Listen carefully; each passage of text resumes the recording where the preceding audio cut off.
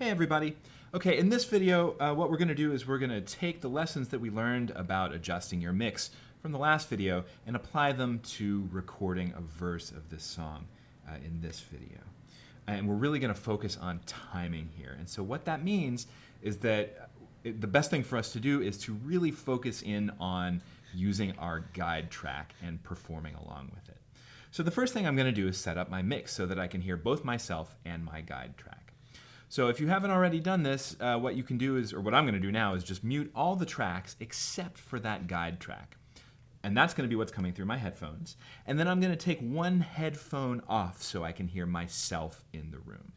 All right, so having done that, I'm going to now navigate. Let's see, we'll zoom in here, or zoom out, I guess, a little bit. And I'm going to go to the fifth verse, verse 5, which is right here. And I'm going to hit play. And I'm just going to listen. And as I listen, I'm going to adjust the level of the guide track and sort of sing along with it a little bit and make sure that I can hear both myself in my ear and the guide track coming through my headphones. So here we go. I will help the stranger. It's a little loud. Let's try that. I will help the strangers. That's better. I meet. It is possible. That feels like a pretty good level. Let me check it against the quietest phrase here. I will help. Yeah, that feels good. Okay, so I've got my guide track level set. I can hear myself in my headphones. It may be a good idea. You may want to play with this too to unmute the other parts, and especially in this verse, because for the bass part, it's helpful to hear the other parts leading into the verse because they give me my sense of timing. So I'm going to unmute those other parts, and we'll start a little bit earlier here, and let's just listen. Someday we will. Okay, there they are. So I'm going to adjust the level of those so I can hear them, but they're not super loud. They're in now. I will help the. So I can kind of hear them. I can kind of hear them off in the distance, which is exactly where I want them to be for our purposes tonight. Eventually, when you're doing this, you could add in your fellow chorus members, other people in your section. Since we're really focusing on timing, let's focus on connecting with that guide track and making sure that your phrasing and your cutoffs and starting points are all matching up with that. So we've got our mix set up.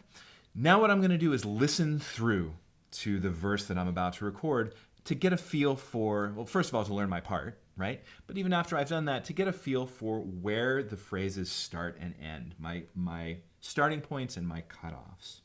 And I'm really listening for three things here to help me figure out when to start phrases and when to stop. I'm listening for breaths. That's a big one, right? I'm listening for the one day, right? So that's a good indication to me when I hear that breath that we're about to start singing. Number two, I'm also listening for cutoffs, and this is a great verse to do this with because I will help the strangers I meet, or back on our feet, right? I'm going to hear those T's. And the other thing that I'm really focusing on, and this is where the other parts can come in handy, is the flow of the meter. Bum, bum, bum, bum, bum, bum. And I want to kind of put myself in that flow. Now that's going to be especially important coming into this verse, and I'm going to get that from the other parts here. Okay, so I'm going to listen. Again, I'm moving this playhead so it's a little bit before verse 5 here. And I'm just going to listen. And I'm going to listen for those three things. Breaths. I'm going to listen for cutoffs, K's and T's.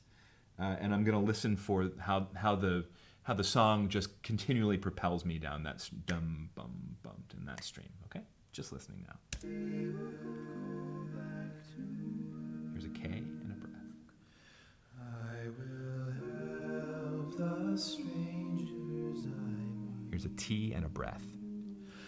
I will help the strangers I meet.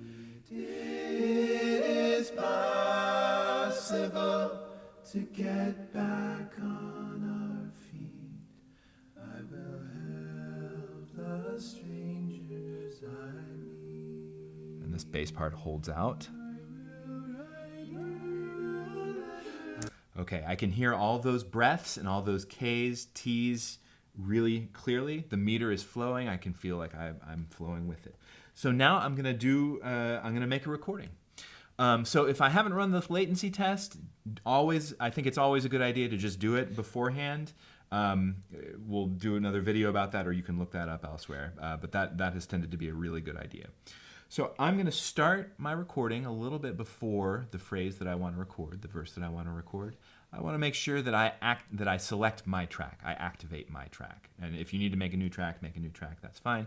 I'm going to unmute my track.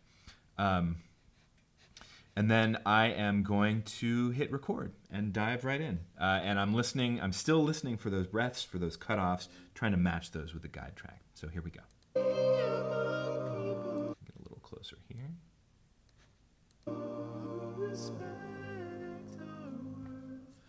This is the end of verse 4. So here we go. I'm going to sing. I will help the strangers I meet. I will help the strangers I meet. It is possible to get back on our feet. I will help the strangers I meet.